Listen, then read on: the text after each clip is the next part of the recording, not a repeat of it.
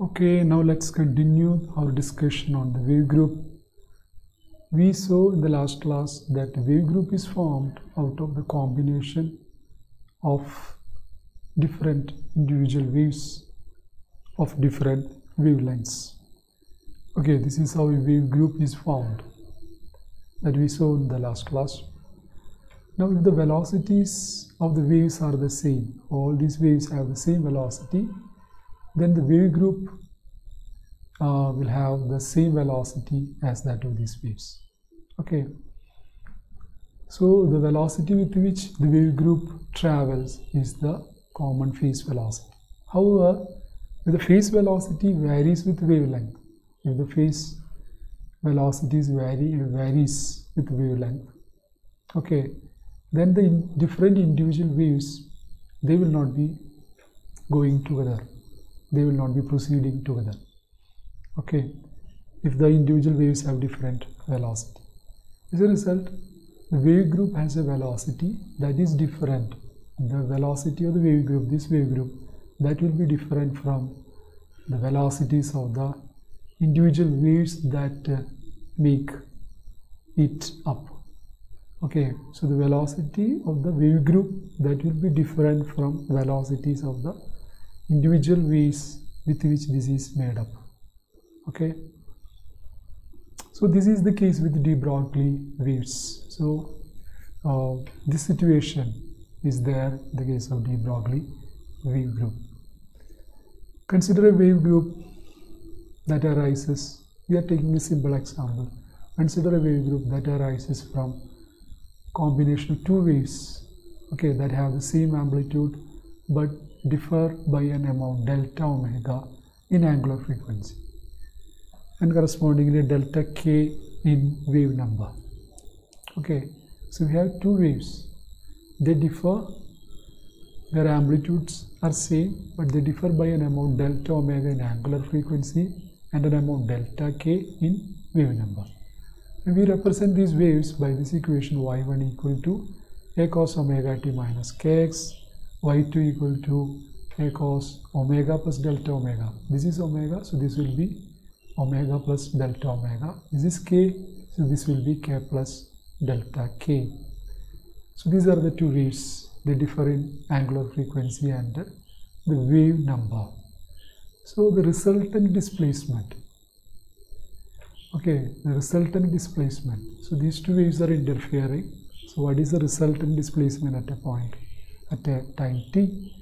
That can be obtained just adding these two, so y1 plus y2. Okay, so we simply add these two. Here we have a cosine function, here also a cosine function.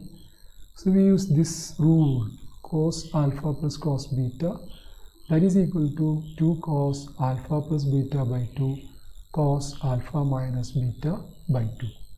So here what is alpha? Alpha is this omega t minus kx. What is beta? Omega plus delta omega t minus k plus delta k x. Okay, so as we add, you will get 2a cos omega t, then omega t plus, okay, one omega t from here, another omega t from here, then delta omega t. That is written here. Here we have omega t plus, see, t is missing here, omega t plus delta omega t by 2, then minus t can be taken as common factor, kx plus k plus delta k x divided by 2. Then that is alpha plus beta by 2, then alpha minus beta by 2. Okay, we are taking alpha minus beta by 2, so omega t minus omega plus delta omega t. So omega t will get cancelled. I will have minus delta omega t here. Here minus kx minus. Okay, so this will become positive. So plus kx plus delta kx. Okay, and that these two will get cancelled, and I have plus delta kx here. Then I am taking a negative outside both these, and we know cos minus theta is cos theta. Okay, cos minus theta is cos theta, so that is given here. So after cancellation and all, I will get cos delta omega by 2 t minus delta k by 2 x. This is x. Okay, this is not t, this is x. Okay, so I have this y equal to 2a cos omega t minus kx. Okay, from this, because I am neglecting this delta omega. Delta omega is very small compared with this omega or 2 omega here, and this delta k is very small compared with the 2k here, so I am neglecting it. So I get 2a, okay, this 2a cos omega t. Okay, from this I am taking only omega t. Actually I will get 2 omega t by 2, that is omega t, and here 2kx, so 2kx by 2, so minus kx cos delta omega by 2 t minus delta k by 2 x. Okay, so this is what I get if I combine two waves of slightly different angular frequencies. And what is this wave? The shape of this wave, okay, it will be like this. This is the shape of the wave. This we saw when we discussed beats in the last lecture. So this is we have actually these two terms. Above equation represents a wave of angular frequency omega and wave number k. That has superimposed upon it. That wave has superimposed upon it a modulation.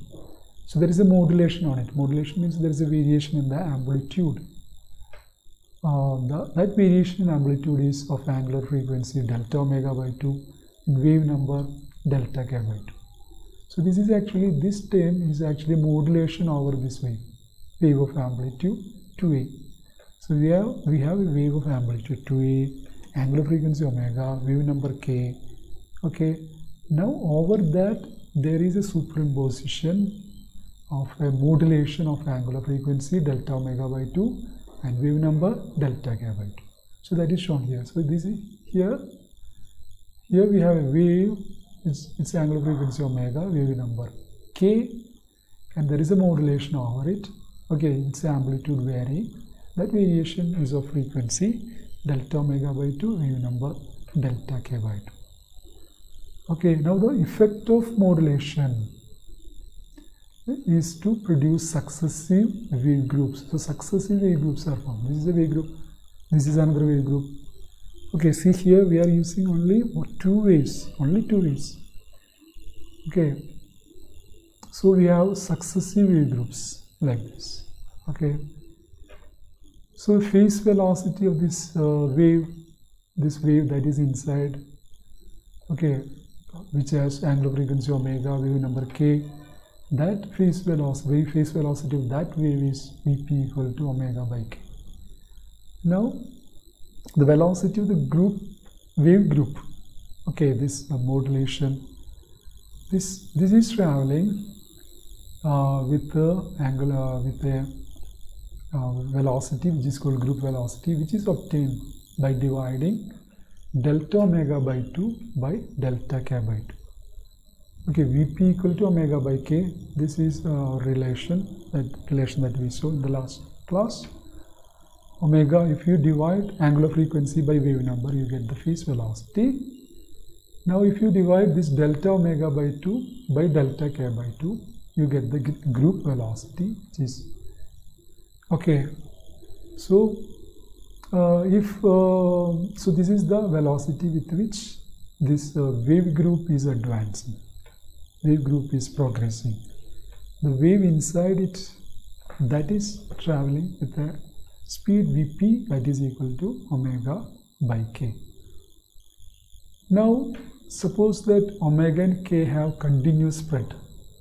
Okay, instead of this we have, you know, continuous spread of omega and k, several waves.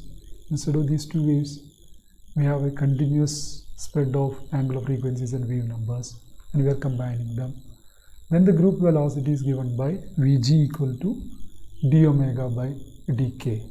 Okay, Vg is equal to d omega by dk. So the group velocity is obtained by taking delta omega by delta k. Okay, if there are two waves of delta omega different frequency, delta k difference wave number, if it is a continuous spread, okay, combination of continuous frequencies and wave numbers, the group velocity is given by d omega by dk.